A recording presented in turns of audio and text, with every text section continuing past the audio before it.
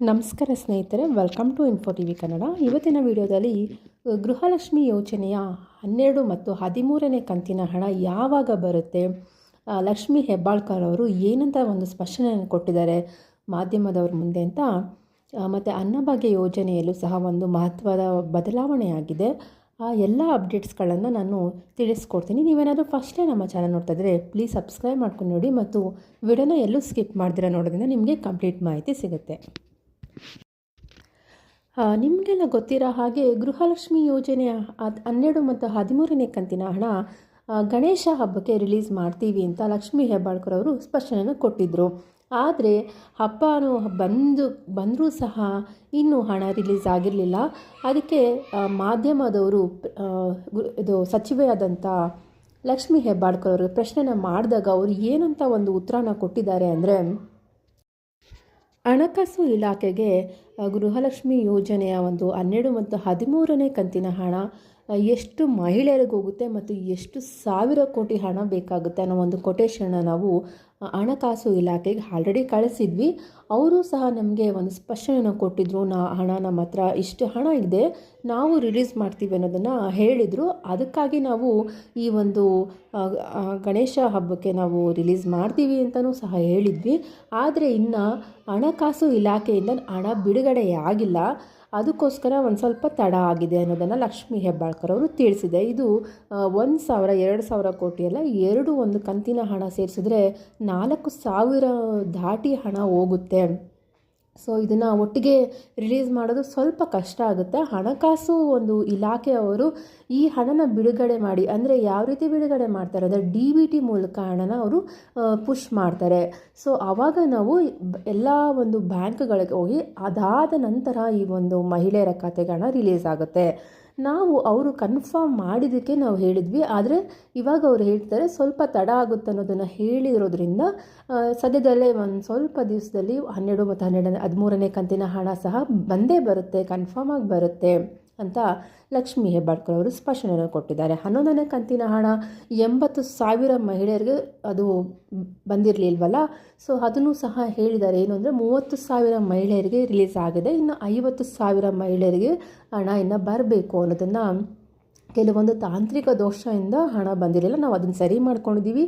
ಆ ಹಣನೂ ಸಹ ಎಲ್ಲ ಅಂದರೆ 50,000 ಮಹಿಳೆಯರಿಗೆ ಕಳಿಸ್ತೀವಿ ಅನ್ನೋದನ್ನು ಲಕ್ಷ್ಮಿ ಹೆಬ್ಬಾಳ್ಕರ್ ಅವರು ತಿಳಿಸಿದ್ದಾರೆ. ಈ ಒಂದು ಕಾರಣಕ್ಕಾಗಿಯೇ ಇನ್ನೂ ಹಣ ರಿಲೀಸ್ ಆಗಿಲ್ಲ.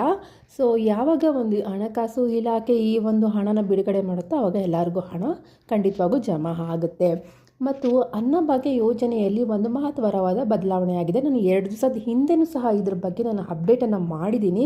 ಆದರೆ ಭಾಳಷ್ಟು ಜನಕ್ಕೆ ವಿಡಿಯೋ ಇನ್ನೂ ರೀಚ್ ಆಗಿರಲಿಲ್ಲ. ಸೊ ಅದಕ್ಕಾಗಿ ನಾನು ಈ ವಿಡಿಯೋದಲ್ಲಿ ಮತ್ತೆ ಇನ್ನೊಂದು ಸಲ ಹೇಳ್ತಾ ಇದ್ದೀನಿ. ಏನು ಅಂದರೆ, ಸಚಿವ ಸಂಪುಟ ಸಭೆಯಲ್ಲಿ ಏನು ತೀರ್ಮಾನ ಮಾಡಿದ್ದಾರೆ ಇದ್ರ ಬಗ್ಗೆ ಅಂದರೆ, ಏನು ಒಂದು ದಿನಸಿ ಕಿಟ್ಟನ್ನು ಕೊಡ್ತೀವಿ ಅಕ್ಟೋಬರ್ 1ರಿಂದ ಅಂತ ಹೇಳಿದ್ರಲ್ವ, ಆಹಾರ ಇಲಾಖೆಯಿಂದ ನಮಗೆ ಒಂದು ಅಪ್ಡೇಟ್ ಬಂದಿತ್ತು. ಏನು ಇನ್ಮೇಲಿಂದ ಈ ಒಂದು ಹಣ, ಅಕ್ಕಿ ಹಣ ಜಮಾ ಮಾಡೋದಿಲ್ಲ, ಅದ್ರ ಬದಲಾಗಿ ಈ ಒಂದು ತೊಗರಿ ಬೇಳೆ ಆಗಿರ್ಬೋದು, ಸಕ್ಕರೆ, ಎಣ್ಣೆ, ಉಪ್ಪು, ಈ ರೀತಿಯಾದ ಆಹಾರ ಪದಾರ್ಥಗಳನ್ನು ನಾವು ದಿನಸಿ ಕಿಟ್ ಈ ರೀತಿ ಮಾಡಿ ಎಲ್ಲರಿಗೂ ನಾವು ತಲುಪಿಸ್ತೀವಿ ಅಂತ ಆಹಾರ ಇಲಾಖೆಯ ಸಚಿವರಾದಂಥ KH ಮುನಿಯಪ್ಪ ಅವರು ತಿಳಿಸಿದರು. ಆದರೆ ಈ ಒಂದು ಪ್ರಸ್ತಾವನೆನ ಸಚಿವ ಸಂಪುಟದಲ್ಲಿ ಅವರು ಇಟ್ಟಾಗ ಸಚಿವ ಸಂಪುಟ ಸಭೆ ಇದನ್ನು ತಿರಸ್ಕರಿಸಿದೆ. ಬೇಡ, ಈ ರೀತಿಯಾಗಿ ನಾವು ದಿನಸಿ ಕಿಟ್ಟನ್ನು ಕೊಡೋದು ಬೇಡ. ಯಾಕಂದರೆ ಕೆಲವೊಂದು ಉತ್ತರ ಕರ್ನಾಟಕ ಆಗಿರ್ಬೋದು, ಬೇರೆ ಬೇರೆ ಭಾಗಗಳಲ್ಲಿ ಬರೀ ಒಂದು ಅಕ್ಕಿನೇ ತಿನ್ನೋರು ಇರೋದಿಲ್ಲ. ಅಂದರೆ ಗೋಧಿ ಆಗಿರ್ಬೋದು, ಮೆಕ್ಕೆಜೋಳ ಆಗಿರ್ಬೋದು, ಈ ರೀತಿಯ ಬೇರೆ ಬೇರೆ ಆಹಾರ ಪದಾರ್ಥಗಳನ್ನು ಸಹ ಊಟ ಮಾಡೋರು ಇರ್ತಾರೆ.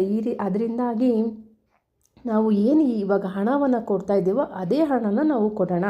ಅಕ್ಕಿ ಏನು 5 kg ತಲಾ 5 kg ಅಕ್ಕಿ ಕೊಡ್ತಿದ್ದೀವೋ ಅದು ಕಂಟಿನ್ಯೂ ಆಗುತ್ತೆ. ಏನು ಹಣ ಕೊಡ್ತಿದ್ವಲ್ಲ ಮೊದಲು, ಅದೇ ರೀತಿ ಹಣವನ್ನೇ ನಾವು ಜಮಾ ಮಾಡೋಣ.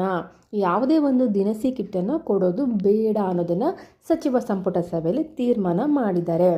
ಸೊ ಎಲ್ಲರಿಗೂ ಏನಂದರೆ, ಸುಮಾರು ಜನ ಈ ಥರ ದಿನಸಿ ಕಿಟ್ ಕೊಟ್ಟಿದ್ರೆ ಒಳ್ಳೆಯದಾಗ್ತಿತ್ತು ಅಂತ ಹೇಳಿದರು. ಆದರೆ 2 kg ಬೇಳೆ, ತೊಗರಿ ಬೇಳೆ, ಮತ್ತು ಸಕ್ಕರೆ, ಎಣ್ಣೆ ಇವನ್ನೆಲ್ಲ ಸರ್ಕಾರ ಕೊಡೋದಕ್ಕೆ ಒಪ್ತಾ ಇಲ್ಲ. ಯಾಕಂದರೆ ಇವಾಗ 34 ರೂಪಾಯಿ ಥರ ಒಂದು ವ್ಯಕ್ತಿಗೆ 170 ರೂಪಾಯಿ ಬೀಳುತ್ತೆ 5 kgಗೆ. ಆದರೆ ಇದು ತೊಗರಿ ಬೇಳೆ ಇದನ್ನೆಲ್ಲ ಕೊಡೋದು ತುಂಬ ದುಬಾರಿ ಆಗುತ್ತೆ ಅನ್ನೋ ಒಂದು ಕಾರಣನೂ ಇರ್ಬೋದೇನೋ. ಈ ರೀತಿ ಬೇಡ, ಏನು ಹಣ ಕೊಡ್ತಾ ಇದ್ದೀವೋ ಅದನ್ನೇ ಕೊಡೋಣ ಅಂತ ಸಚಿವ ಸಂಪುಟ ಸಭೆಯಲ್ಲಿ ಇವಾಗ ತೀರ್ಮಾನ ಆಗಿದೆ. ಸೊ ಇನ್ನು ಅಕ್ಟೋಬರ್ 1ರಿಂದ ಯಾವುದೇ ಒಂದು ಬದಲಾವಣೆ ಇರಲ್ಲ. ಹೇಗೆ ಹಣ ಬರ್ತಾಯಿತ್ತು ನಿಮಗೆ ಅದೇ ರೀತಿಯಾಗಿ ಹಣ ಬರುತ್ತೆ. ನಿಮ್ಗೆ ಏನು ಬೇಕೋ ಒಂದು ಆಹಾರ, ದಿನಸಿ ಪದಾರ್ಥಗಳು ಏನು ಬೇಕೋ ನೀವು ಆ ಹಣದಿಂದ ನೀವು ಖರೀದಿನ ಮಾಡ್ಬೋದಾಗಿದೆ. ಇದಿಷ್ಟು ಗೃಹಲಕ್ಷ್ಮಿ ಮತ್ತು ಅನ್ನಭಾಗ್ಯದಲ್ಲಾಗಿರುವಂಥ ಒಂದಷ್ಟು ಲೇಟೆಸ್ಟ್ ಅಪ್ಡೇಟ್. ಇದೇ ರೀತಿಯ ಯಾವುದೇ ಒಂದು ಗೌರ್ಮೆಂಟ್ ಸ್ಕೀಮ್ಗಳ ಅಪ್ಡೇಟ್ಗಳಿಗಾಗಿ ಪ್ಲೀಸ್ ನಮ್ಮ ಚಾನಲ್ನ ಸಬ್ಸ್ಕ್ರೈಬ್ ಮಾಡಿ ಮತ್ತು ಸಪೋರ್ಟ್ ಮಾಡಿ. ಎಷ್ಟೋ ಜನ ವೀಡಿಯೋ ನೋಡ್ತಾ ಇದ್ದೀರಾ, ಸಬ್ಸ್ಕ್ರೈಬ್ ಮಾಡಿಲ್ಲ. ಪ್ಲೀಸ್ ಸಬ್ಸ್ಕ್ರೈಬ್ ಮಾಡ್ಕೊಂಡು ನೋಡಿದ್ರೆ ನಮ್ಮ ಒಂದು ಚಾನಲಲ್ಲಿ ಖಂಡಿತವಾಗಿ ಒಂದು ಯೂಸ್ಫುಲ್ ಕಂಟೆಂಟನ್ನು ನಾನು ಪ್ರತಿನಿತ್ಯ ಅಪ್ಡೇಟ್ ಮಾಡ್ತಾ ಇರ್ತೀನಿ. ಪ್ಲೀಸ್ ಸಪೋರ್ಟ್ ಮಾಡಿ. ವಿಡಿಯೋ ನೋಡಿದ್ದಕ್ಕಾಗಿ ಧನ್ಯವಾದಗಳು.